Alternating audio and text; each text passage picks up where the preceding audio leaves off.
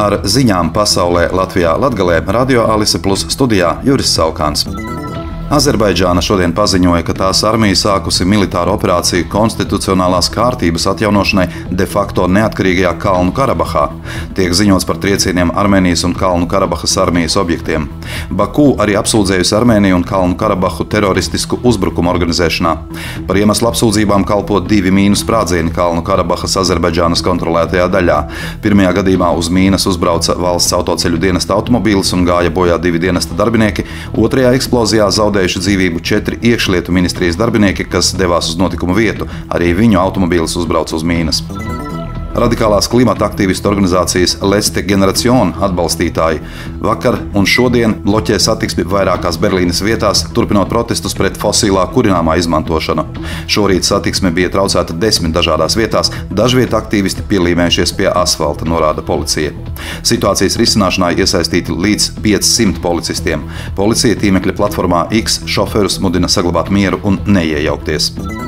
Ņemot vērā Baltkrievijas realizēto nelegālās imigrācijas spiedienu, valdība šodien nolēma apturēt Silenes robežšķērsošanas vietas darbību uz Latvijas-Baltkrievijas robežas.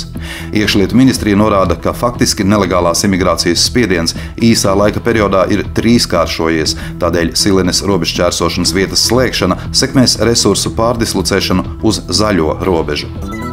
Sijā Rēzeknes slimnīca ir īstenojusi 2 projektus, kuros veikta infekcijas slimību nodaļas ēkas pārbūve un aprīkošana, izbūvējot atsevišķas nodaļas gaisa pilienveida, kontaktu ceļā izplatāmām un tuberkulozes infekcijas slimībām. Tāpat veikta ēkai piegulošās teritorijas labiekārtošana. Paplašinātā nodaļas ēka no 848 līdz 965 kvadrātmetriem ļauj palielināt pacientu gultu skaitu no 25 līdz 29. Daugavpilī sagaidāmi interesanti jaunumi autobusu pieturu noformējumā. Plašāk par to stāsta Daugavpils pilsētas domes deputāts, pilsētas saimniecības un attīstības komitejas priekšsēdētājs Igors Aleksejevs. Pat tik garlaicīga lieta, kā sabiedriskā transporta gaidīšana, var kļūt interesanta un aizraujoša, ja tai piedot nedaudz radošuma. Daudzi cilvēki jau ir pamanījuši pieturvietu Jauneforštātē Avuņu ielā, kas tika nokrāsota pagājušā gada Eiropas projekta ietvaros. Šī tradīcija, kas ir ierasta daudzās citās Eiropas pilsētās, Daugavpilī ir iepatikusies. Daudzi iedzīvotāji gan klātienē, gan sociālajās tīklos stāstīja, ka viņiem iepatikās, kā ir pārveidota autobusa pietura, un jautāja, vai tiek plānots apgleznot arī citas autobusu pieturas un pārvērst tās par tādiem mākslas darbiem. Nu, ko lai saka, jūsu vēlme mūsu izpildījums, ir īpaši tāpēc, ka arī man šī ideja ļoti patīk, un to ar prieku atbalstīja arī būvvaldes vadītāja Santa Pupiņa un Saules skolas direktora Ingūna Kokina. Mēs vienojamies, ka Saules skolas audzēkņi, ka savu ieskaitas darbu izstrādās skici autobusu pieturas nokrāsošanai, un būvvalde palīdzēs ar virzienu, lai šādi vides objekti mūsu pilsētā izskatītos pēc iespējas organiskāk. Pirmais sadarbības objekts būs pieturvieta 18. novembra ielā pie pansionāta.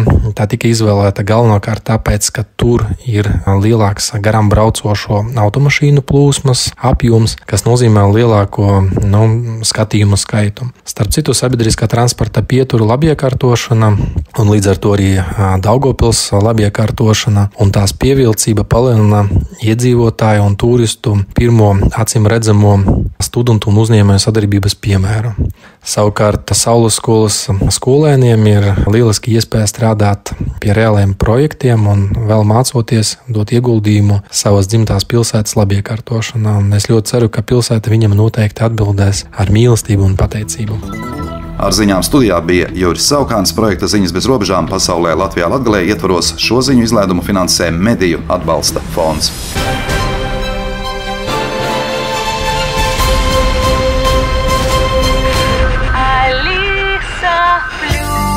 Radio